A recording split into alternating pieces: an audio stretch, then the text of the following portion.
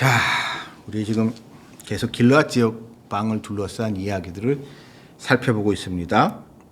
지난 시간까지는 사사기를 둘러싼 이야기였는데 이제 이야기는 사무엘 왕 시절로 넘어오게 됩니다.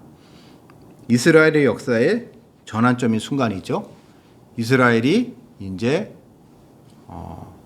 왕정 국가로 바뀌는 그런 역사적 분기점에 있는 곳이 이곳 길르앗이란 지역입니다. 이 시기를 우리가 좀 이해를 해야 됩니다. 지금으로부터 1500년에서 1200년 사이로 추정이 되는 이 시기, 인류의 역사로 놓고 봤을 때 이제 본격적으로 청동기 시대에서 철기 시대로 넘어가는 시절입니다. 이런 역사의 발전 단계에 있어서 이스라엘의 역사도 많은 변화를 맞이하게 됩니다. 즉, 이전과 같이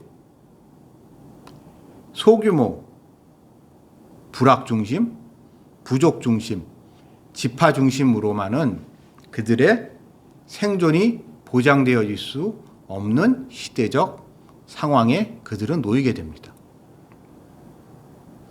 철기의 보급으로 인해서 농업 생산량은 비약적으로 증가했습니다. 또한 철기 무기의 보급에 의해서 군대의 규모도 이전과는 비교할 수 없을 정도로 커졌습니다. 그래서 그 이전에와는 전쟁의 양상이 완전히 다른 상황이 됐습니다. 그래서 모든 나라들은, 여러 민족들은 본격적으로 왕이라는 것이 강력한 중앙 집권 세력이 등장하던 바로 이 시기에 사울이라는 사람이 등장을 하는 겁니다. 그래서 우리가 아시다시피 먼저 이스라엘 사람들이 사무엘에게 요청을 합니다. 우리도 왕이 좀 필요하다고, 우리에게도 왕을 좀 세우게 해달라고, 왕을 세워달라고 사무엘에게 부탁을 했는데, 여러분 아시다시피 이제 사무엘이 하나님께 응답을 받아서 사무엘을 사울이 왕으로 세웠습니다. 근데 사람들이 반응이 어땠죠? 지금 이 말씀의 상황 속에 이미 사울은 이스라엘 왕으로 선발이 됐습니다. 근데 왕이 선발이 됐는데 하나님이 저 사람을 왕으로 세우라고 해서 왕으로 선발이 됐음에도 불구하고 그는 지금 실질적으로 이스라엘 왕이 아닙니다. 아직까지는. 그래서 자기 고향인 기브아로 다시 내려가서 거기서 그가 저한테 늘 하던 듯이 그냥 농사 짓고 있었어요. 그전하고 달라지는 게 하나도 없었습니다. 오늘의 말씀 이전까지는. 근데 이런 일이 터진 겁니다. 자, 우리 한번 상상을 좀 해봅시다. 암몬 사람들이 쳐들어왔습니다. 암몬 사람 나하스라는 사람이 자기 부하들을 이끌고 이스라엘의 접경지대, 이방이 이스라엘 쳐들어 접경지대인 길르앗 야베스를 쳐들어왔습니다. 근데 그가 쳐들어왔을 때 야베스 사람들은 이전에 하듯이 적당한 서에서 탑을 보려고 했습니다. 얼마면 되냐고. 그들이 바라는 것은 결국 돈일 테니까. 곡물 얼마 줘가지고, 요즘으로 말하면 돈 얼마 주고 그냥 일을 끝내려고 했던 것 같아요, 처음에는. 근데 이 나하스는 그런 제안을 이런지하에 거절하고 이 길르앗 야벳 사람들이 도저히 받아들일 수 없는 터무니없는 요구를 합니다.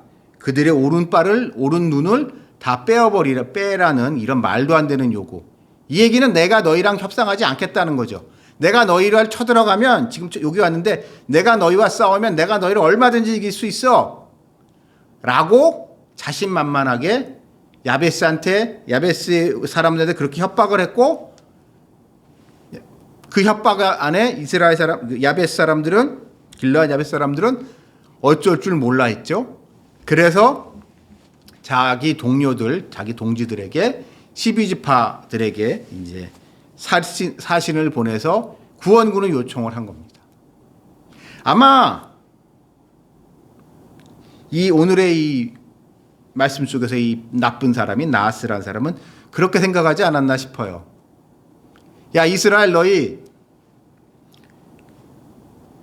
왕 뽑았다며?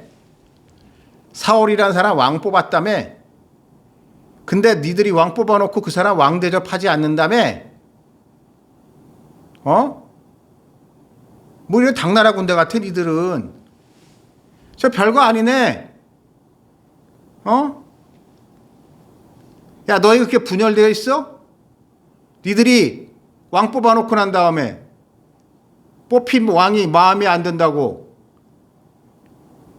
그렇게 사분오열돼가지고 있는 너희 같은 오합지졸들은 내가 쳐들어가서 하나하나씩 다 각계각파로 물러치면은 싹 다 내가 다 집어삼킬 수 있어 라는 생각을 가지고 나하스가 쳐들어온 것 같아요.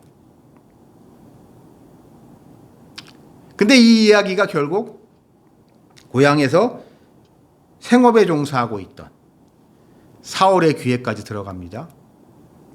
근데 이 사울이 이야기를 듣고 진짜 여기서 왕 노릇을 하기 시작합니다. 한마디로 포고령을 내린 거죠. 전국에. 이제 전쟁이다. 그러면서 모든 사람들이 군대로 와라. 쉽게 말하면 사람들한테 징집령을 내린 겁니다. 이스라엘이 이전까지 일해본 적이 없거든요. 근데 무슨 일인지 하나님의 영의 감동을 받은 사울은 평소에 그 소심했던 사울이 이날따라 이렇게 담대하게 한마디로 지르고 거기서 끝나는 게 아니라 자기가 키우던 소를 잡아서 소를 각을 떠서 그러니까 소를 이렇게 잡고 속을 이렇게 난도질해서 여러 덩이로 나눈 다음에 그것을 이스라엘 사람들 각지에 흩으면서 너희 안 오면 너희 소를 다 이렇게 만들어 버리겠다고 하면서 사람들을 불러 모읍니다. 그래서 모인 사람이 30만 명, 30만 대군이 모이게 되고 그들을 이끌고 이 길앗 지방으로 가서 이곳 야베스에서 이 암몬 사람 나하스를 단번에 물리치고 야베스를 해방시킵니다. 이 사건을 계기로 사울은 진짜 이스라엘의 왕이 됩니다. 그 이전까지 사울은 명목상으로는 이스라엘의 왕이었을지 몰라도 그냥 아무것도 아닌 왕이죠. 여러분 예를 들어서 이런 것 같아요.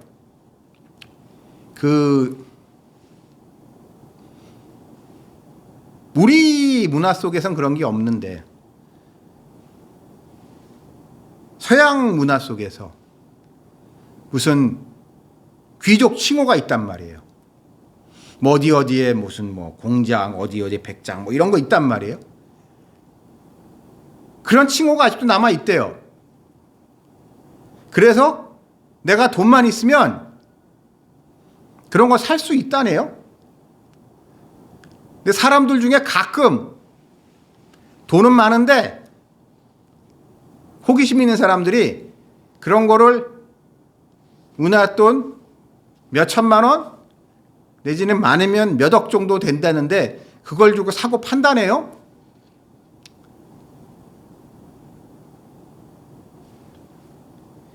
이스라엘의 왕이라는 타이틀이 그렇다고 그 사람들이 무슨 실질적인 뭐가 있는 게 아니라 그냥 타이틀만 그런 명예직이라고 해야 되나? 그렇다고 합니다. 근데 그 이스라엘 왕이 딱 그런 꼬라지인 거예요. 지금 이 말씀 속에서 이스라엘 왕이. 사울이란 사람은. 명목상 이스라엘의 왕이지만 그에게는 아무런 실권도 없고 그랬던 왕인데 그 왕이 이 전쟁을 통해서 이제 진짜 이스라엘 왕이 됩니다. 이 말씀을 제가 살펴보면서 사울에 대해서 그리고 이스라엘 사람들에 대해서 많은 생각을 하게 됩니다. 아마 이스라엘 사람들은 처음 사무엘에게 왕을 요구할 때는 아마 좀 유력 가문에 누가 왕이 되기를 바랬던 것 같아요. 유력 가문에 누가 왕이 돼서 그 사람한테 왕이라는 감투를 주고 그 사람이 유력 가문이니까 당연히 가문에 자기네들 사병을 많이 거느리고 있을 거란 말이에요. 그가 거느리고 있는 사병들이 상비군 노릇을 하면서 이스라엘 사람들을 자기네들을 지켜주는 그런 그림을 그렸지 않았을까 싶어요. 그리고 그게 일반적인 세상사에서 왕이 되는 사람의 조건이죠. 즉 여러 귀족들, 여러 호족들 중에 가장 유력한 사람, 가장 한마디로 힘이 센 사람, 가장 부하를 많이 거느린 사람이 왕이 되는 게 극히 상식적인 이야기고, 그래서 당연히 그런 사람이 자신들의 왕이 될 걸 기대했는데 하나님은 그들이 보기에는 정말 아무것도 없는 이스라엘 12지파 중에 가장 작은 지파이고 그 중에서도 가장 미천한 집안 가문 출신인 사울이 왕이 됐단 말이에요. 그런 사람이 왕이 되고 나니 이스라엘 사람들 처음에 자신들이 기대했던 왕의 모습과는 너무나 다르고, 처음엔 자기네들이 그 왕을 누군가가 좀 센 사람이 왕이 돼서 그 사람한테 자기네들이 져야 할 부담을 적당히 지우면서 자기네들이 좀 편하게 지내려고 했는데 오히려 상황은 아무것도 없는 놈이 왕이 되고 나니 한심한 거였죠. 그래서 그들은 사울을 거부했습니다만 오늘 이 말씀에서 보는 바와 같은 이러한 놀라운 사건을 통해서 하나님은 사울이 이스라엘의 왕으로서 그 자리에 당당히 서게 하십니다.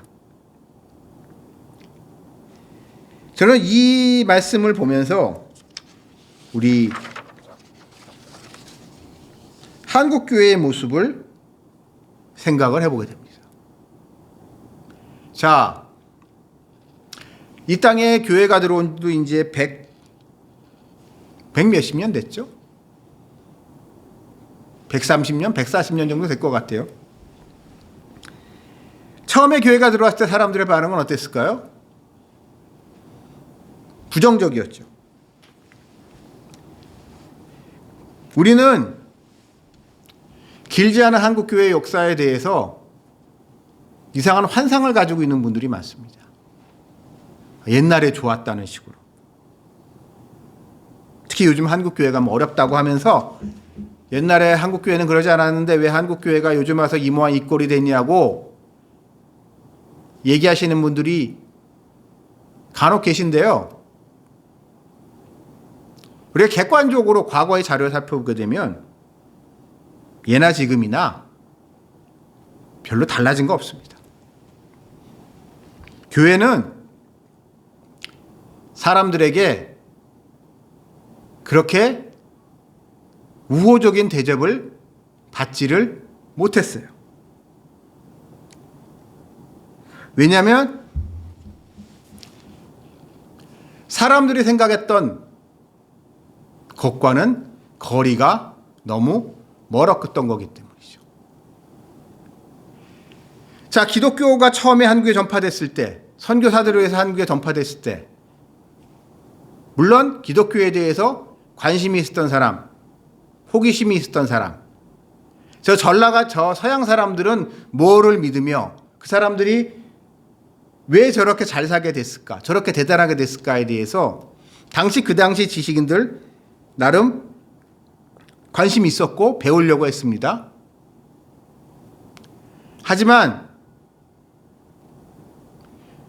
머지않아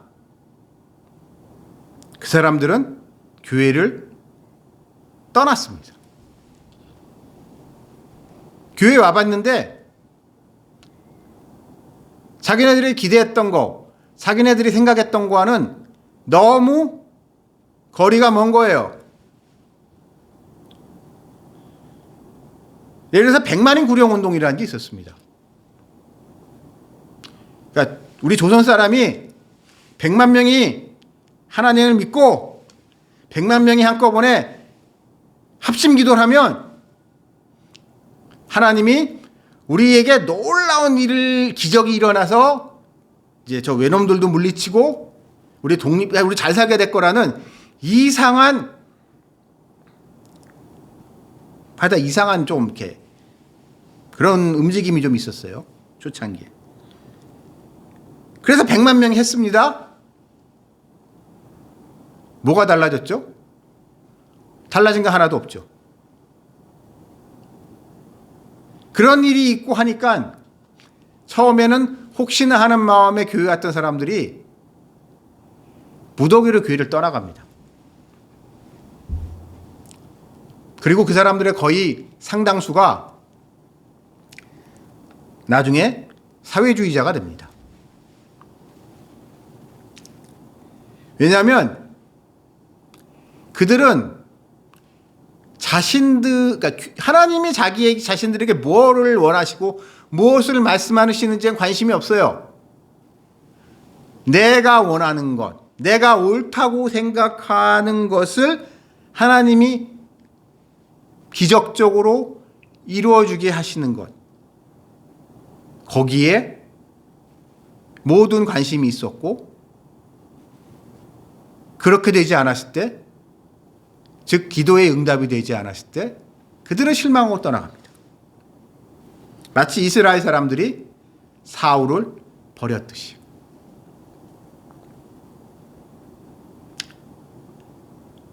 그래서 한국교회는 상당 기간 상당히 어려운 시절을 보냅니다. 오히려 초기 기록을 보게 되면 교회가 서양 선교사들이 처음 왔을 때 19세기 후반이나 20세기 아주 초반에는 조선이 망하기 전까지 3.1운동 하기 전까지는 그래도 그럭저럭 지낼만 했는데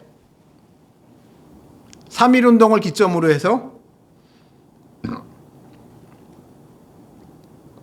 교회가 위축되기 시작합니다. 거기에는 물론 고의적으로 일본 정부가 기독교를 견제하기 위해서 다 망했던 조선의 불교를 지원해 준 부분도 분명히 있어요.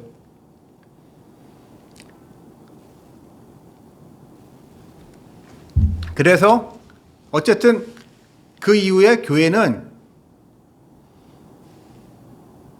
급격하게 그 당시 조선이죠. 일제시대 조선에서 교회는 위축됩니다.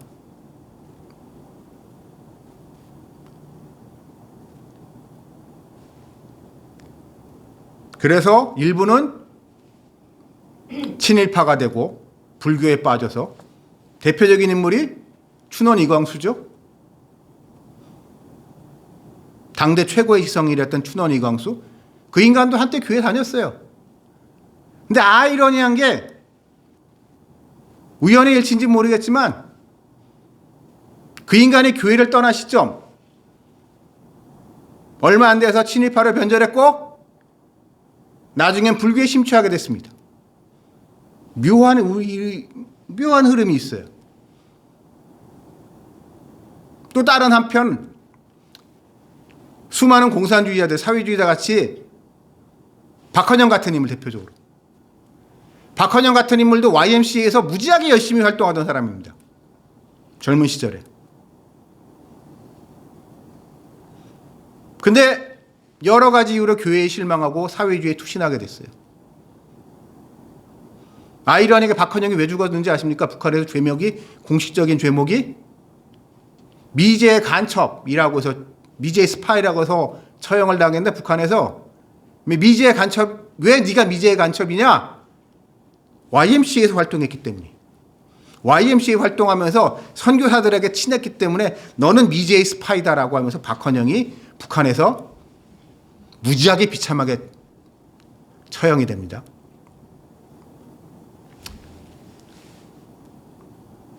이 두 부류의 사람들 다 교회를 떠나갔습니다.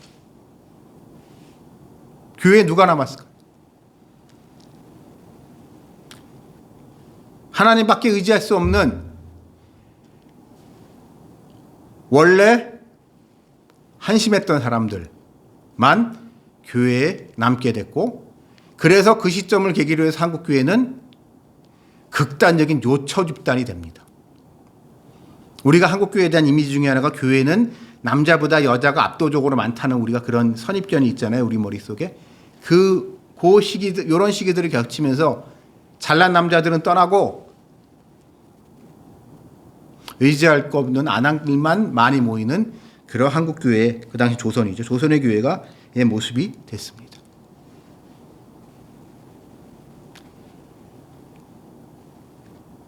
그래서 그 조선에 의지할 거 없었던 여인들이 모였던 교회는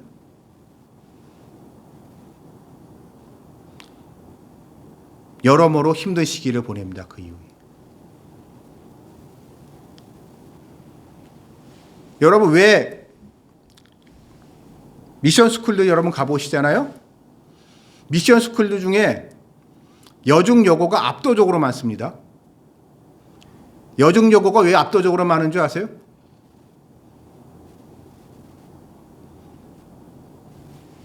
교회 잘 다니는 여자들이 여중 여고를 교회에서 만들어놓는 미션 스쿨에 보내주지 않으면 다 기생집에 팔려가서 그랬습니다. 그래서 선교사들이 본국에 후원 편지를 씁니다. 조선은 이런 상황이라고. 우리 교회 학교에 젊은 아가씨들이 많은데 이 아가씨들 도와줘야 된다. 이 아가씨들을 가르쳐야 된다.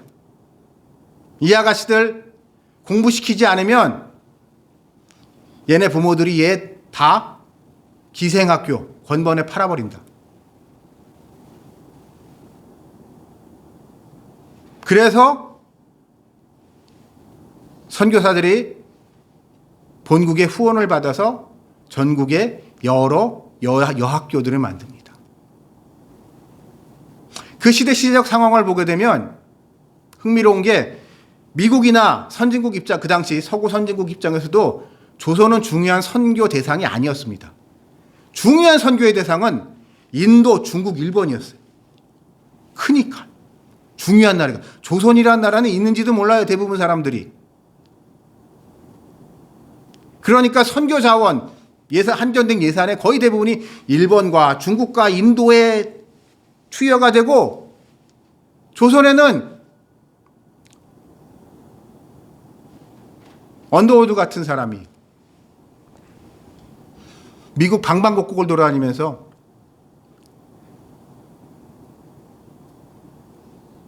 이런 조선의 사정을 이야기를 하면서 후원을 받아서 방방곡곡에 여러 군데 여자 학교들을 만들 수 있었던 겁니다. 그리고 이 여학교들이 나중에 많은 어려움을, 특히 2차 세계대전이 터지면서 미국과 일본의 사이가 틀어지면서 그들을 후원해 주던 선교사들이 다 추방되고 난 다음에 생존을 위해서 처절한 시간을 보냅니다.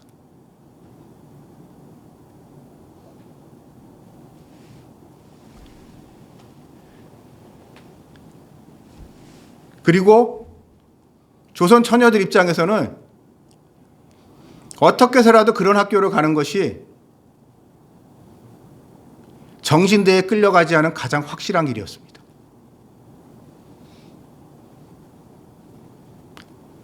사람들이 친일파라고 김한란 여사를 욕합니다. 미화여대.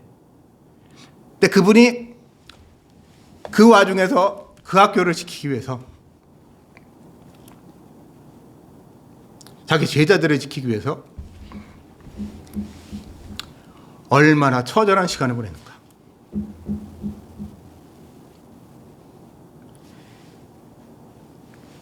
그렇게 힘들게 보냈습니다. 한편으로는 예수쟁이라고 욕먹고, 재수없다고 욕먹고, 서양 귀신 섬긴다고 욕먹고,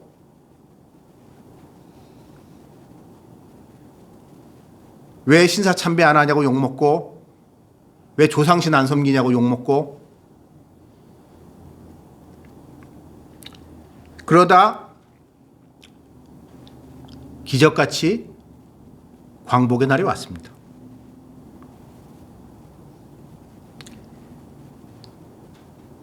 광복의 날은 우리 민족에게 큰 축복이기도 하지만 그 시점을 계기로 해서 한국교회는 전혀 다른 위상에 놓이게 됩니다. 일제시대 때 일제에 끝까지 협조하지 않았던 불은 딱 둘밖에 없습니다. 박헌영과 같은 악질 공산주의자와 주기철 목사님과 같은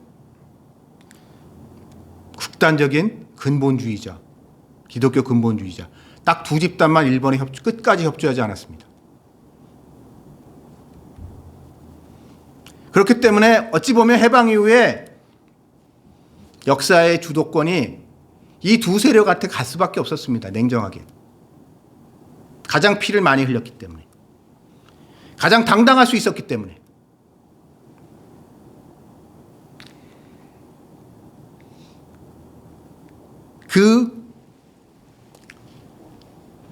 그런 일이 우리 역사에서 일어났듯이, 그리고 그 과정 속에서 하나님은 대한민국이라는 나라를 건국하게 하셨고, 한국교회가 우리가 알고 있는 이런 놀라운 부흥의 역사가 일어나게 하셨습니다. 그 출발점이 과연 무엇일까요? 오늘 이 4월의 말씀, 4월에 둘러싼 이 말씀은 우리에게 많은 것을 시사해 주고 있습니다. 모두가 안 된다고 했을 때, 모두가 끝났다고 했을 때, 너희는 아무것도 없다고 했을 때, 하나님은 그때 불가능을 가능하게 하시는 것이 하나님이시고, 그 하나님이 오늘날 이스라엘의 민족, 이스라엘의 하나님으로서 그들을 지금까지 지켜주시듯 우리 민족과도 함께 하시고 지금까지 지켜주셨기에 우리가 이렇게 주님 앞에 나와 이렇게 예배드릴 수 있는 이 시간을 보내고 있습니다. 그렇기 때문에 우리는 무엇보다도 하나님께 감사하면서, 또한 우리가 지금 이렇게 누리고 있는 것이 얼마나 큰 축복이며, 그것을 위하여 우리가 지불해야 했던 것들에, 우리의 앞에 계셨던 분들이 지불해야 됐던 것, 그들의 노고와 그들의 헌신, 그들의 믿음을 생각하며, 지금 당장은 이런저런 어려움이 있을지라도 이 또한 흘러가는 세월 속에서 이 또한 지나가리라. 또한 이 길의 끝에 결국 선하신 하나님은 선하신 주님의 뜻을 이룰 것임을 믿으시면서 오늘 하루도 버티시는, 내일도 버티시고 마지막 날까지 버티시는 여러분들이 되시기를 주님의 이름으로 축원합니다. 같이 기도드리시겠습니다. 하나님